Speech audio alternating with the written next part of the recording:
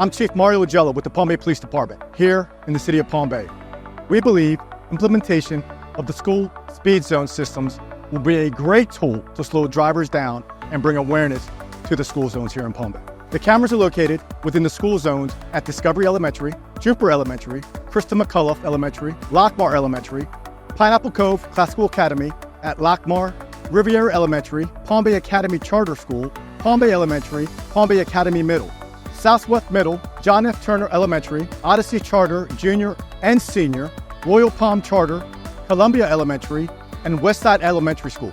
The cameras are installed within the school zone and detect the speed of vehicles traveling through the school zone with radar or laser speed detection equipment. When a vehicle is traveling more than 10 miles per hour through the school zones, there are signs prior to entering the school zone advising drivers that they are entering a photo enforced location.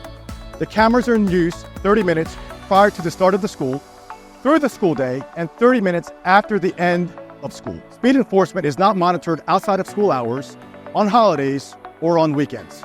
Drivers who receive a penalty must be traveling more than 10 miles per hour over the posted speed limit. The registered owner of the vehicle will receive a $100 civil violation in the mail. The violation does not have points and will not affect the violator's insurance. Violations may be paid online, by phone, or by mail. Violators may also elect a hearing to dispute the violation, or they may fill out a sworn affidavit stating who the driver was if they were not the driver. If the violator takes no action, the violation is transferred to the county court. The City of Palm Bay will utilize these fees to ensure the public safety initiatives with the Palm Bay Police Department are enacted to provide a safer and better place for our community. A huge benefit to having the camera in school zones is that enforcement will be done every day. School is in session. It will not depend on staffing from Palm Bay.